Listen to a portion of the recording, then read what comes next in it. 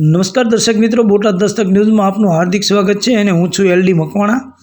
આપ જોઈ રહ્યા છો બોટાદ દસ્તક ન્યૂઝ। હવે પછીના સમાચાર વિગતવાર। બોગસ પત્રકારોની દાદાગીરી। રિક્ષા ચાલક પાસેથી 15,000ની ખંડણી માંગી, ન આપ્યા તો મારપીટ કરી ધમકી આપી। ભાવનગરમાં બે બોગસ પત્રકારોએ રિક્ષા ચાલક સાથે ગેરવર્તણૂક કરવાનો કિસ્સો સામે આવ્યો છે। વર્તેજ ગામના રિક્ષા ચાલક કિશન જગડ પોતાની રિક્ષામાં કાયદેસરનો અનાજનો જથ્થો લઈને જઈ રહ્યા હતા। પ્રેસ ક્વાર્ટર પાસે બાઇક પર આવેલા બે શખ્સોએ તેમને રોક્યા હતા।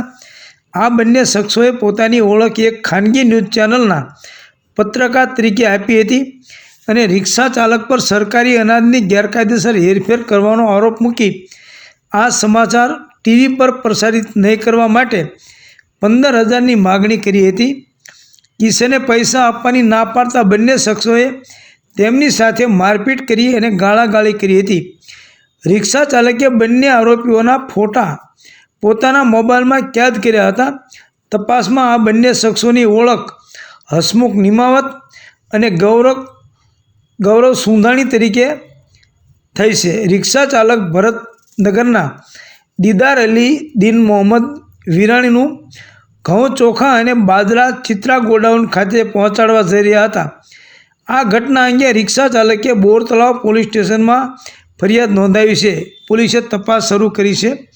સૌજન્ય દિવ્યા ભાસ્કર, બોટાદ દસ્તક ન્યૂઝ, LD મકવાણા, બોટાદ।